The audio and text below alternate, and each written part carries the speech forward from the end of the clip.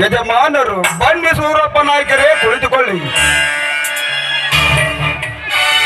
ಕುಳಿತುಕೊಳ್ಳುವಾಗೋಸ್ಕರ ಇಲ್ಲ ಸೋಮಶೇಖರ್. ನಾಳೆ ಬೆಳಗಾದರೆ ಬಾಲೇಶ್ವರ ಜಾತ್ರೆ ಇದೆಯಲ್ಲ, ಯಜಮಾನ್ರೆ ಪಟ್ಟಿಯನ್ನು ವಸೂಲಿ ಮಾಡಿಕೊಂಡು ಬಾ ಅಂತ ಕಳಿಸಿದರು. ಹೌದೇ? ಎಷ್ಟು ಮುಟ್ಟಿದ್ದಾರೆ ನಾಯಕರ ಪಟ್ಟಿಯನ್ನು? ನೋಡಪ್ಪ ತಮ್ಮ, ಆಸ್ತಿ ಅಂತಸ್ತಿದ್ದವ್ರಿಗೆ 10,000 ಒಂದು ಬಿಟ್ಟಾರ ನಮ್ಮ ಯಜಮಾನ್ರ. ಈಗ ನೋಡಾಕ ನೀನು ಬಾಳ ಬಡ ಕಾಣಕತ್ತಿ. ನಮ್ಮ ಶಾಂತನ ಮಗ 5,000 ಒಂದು ಬಿಟ್ಟಾಳೆ ತಮ್ಮ. ಕೊಟ್ಟು ಬಿಡ. ಇದೇನು ಸೆಟ್ಟರೆ 5,001 ರೂಪಾಯಿ ಕೊಡ ಅಂದರೆ ನಾವೆಲ್ಲಿಂದ ಕೊಡಬೇಕು?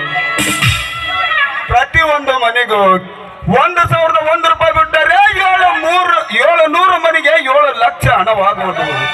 7 ಲಕ್ಷ ಹಣವಾದರೆ ಖರ್ಚು ಮಾಡುವುದೇನಿದೆ? ದಯವಿಟ್ಟು ನನ್ನ ಭಕ್ತಿ ಎಷ್ಟಿದೆ ಅಷ್ಟು ಕೊಡುತ್ತೇನೆ. ಬರೆದುಕೊಳ್ಳಿ 501 ರೂಪಾಯಿಯನ್ನು. 501 ರೂಪಾಯಿ.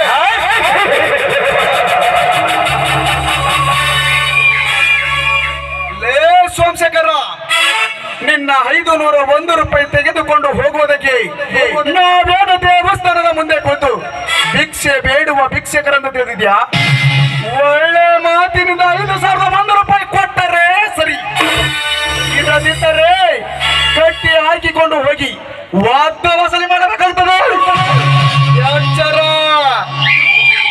ನಾಯಕರೇ, ದೇವರ ಪಟ್ಟಿಯನ್ನು ಅಷ್ಟೇ ಕೊಡಿ ಇಷ್ಟೇ ಕೊಡಿ ಅಂತ ಕೇಳಬಾರ್ದು.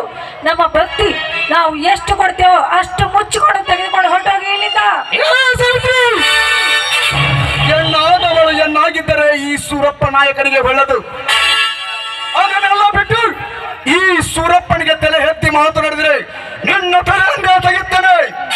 ಏ ಸೋಮಶೇಖರ, ಈಗ ಒಳ್ಳೆ ಮಾತಿನಿಂದ 5,001 ರೂಪಾಯಿ ಕೊಟ್ಟರೆ ಸರಿ, ಇರದಿದ್ದರೆ ನಿನ್ನ ಮನೆಯಲ್ಲಿರುವ ವಸ್ತುವನ್ನು ಮಾರಿ ನಾವು ಪಟ್ಟಿಯನ್ನು ಬರೆದುಕೊಳ್ತೇವೆ.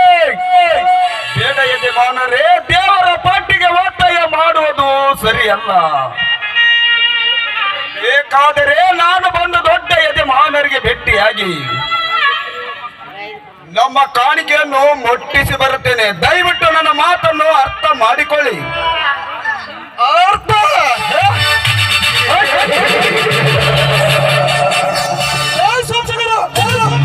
ನಿನ್ನ ಮಾತನ್ನು ಅರ್ಥ ಮಾಡಿಕೊಂಡು ವ್ಯರ್ಥವಾಗಿ ಹೋಗುವುದಕ್ಕೆ ಈ ಸೂರಪ್ಪ ನಾಯಕ ಸ್ಯಾಂಡನಲ್ಲ.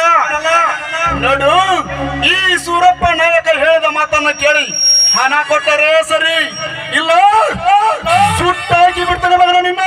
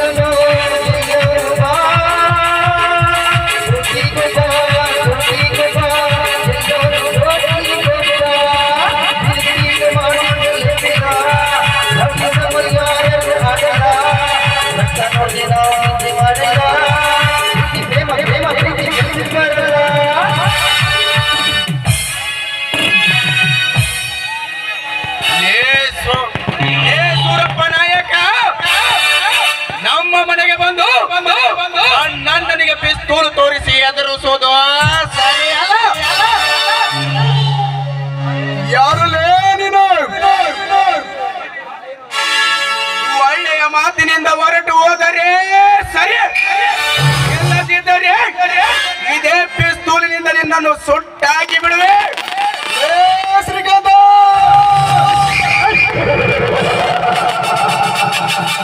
ನೀನಿನ್ನು ಈ ಸೂರಪ್ಪ ನಾಯಕನ ಮುಂದೆ ಸೀಸು ಕೊಂಡಂತೆ ಹಾರಡಿ. ನಿನ್ನ ಪರಾಕ್ರಮ ತೋರಿಸಿ ಇನ್ನೊಂದು ಅಕ್ಷರ ಬಾಳ್ಬಿಟ್ಟರೆ ನಿನ್ನ ಬುರುಡೆ ಬಿಚ್ಚಿ ಈ ಭೂಮಿಯ ಮೇಲೆ ಬಿಂದುವಿನ ಹಾಗೆ ಓಡಾಡಿತು ಬಲು ಎಚ್ಚರ. ಸೂರಪ್ಪ ನಾಯಕ, ನಿನ್ನ ಎದರಿಕೆ ಬೆದರಿಕೆಯನ್ನು ಬೆರಳು ಚೀಪುವ ಬಾಲಕನಿಗೆ ತೋರಿಸು. ಇದುವರೆಗೂ ಲಕ್ಷಾಂತರ ರೂಪಾಯಿ ದೇವರ ದುಡ್ಡನ್ನೇ ಎತ್ತಿ ಹಾಕಿ ಮಾಡಿ ಮೇಲೆ ಮಾಡಿ ಕಟ್ಟಿಸಿದ್ದು ಸಾಲದೆ ಈಗ ಮತ್ಯಾವ ಆಸ್ತಿಯನ್ನು ಎತ್ತಿ ಹಾಕಲು ಬಂದಿರುವಿರಿ? ತಮ್ಮ ತಮ್ಮ ಶ್ರೀಕಾಂತಪ್ಪ, ನಾವ್ ಯಾರ ಆಸ್ತಿನ ಎತ್ತಿ ಎತ್ತಿ ಹಾಕಕ್ ಬಂದಿಲ್ಲಪ್ಪ ತಮ್ಮ. ಬಾಲಪಚ್ಚನ ಪಟ್ಟಿ ಕೇಳಕ್ ಬಂದಿವಿ, ಪಟ್ಟಿ ಕೊಟ್ಬಿಡು ಮರೆ. ಯಾಕೆ ನಮ್ಮ ಜೋಡಿ ನಿಮ್ಮದು ಒಣ ಕಿರಿಕಿರಿ ಬರೇ ಇಷ್ಟ ಆತ್ ನೋಡಪ್ಪ ನಮ್ಮ ಜೀವನ. ನೋಡಿ ಶೆಟ್ಟರಿ, ದೇವರ ಪಟ್ಟಿ ಕೊಡುವುದು ಬಿಡುವುದು ಅದು ನಮಗೆ ಬಿಟ್ಟ ವಿಷಯ. ಅದನ್ನು ಬಿಟ್ಟು ಇಷ್ಟೇ ಕೊಡಬೇಕೆನ್ನೋದೇನು ಗೌರ್ಮೆಂಟ್ ರೂಲ್ಸ್ ಏನಾದ್ರೂ ಇದೆಯಾ? Government rules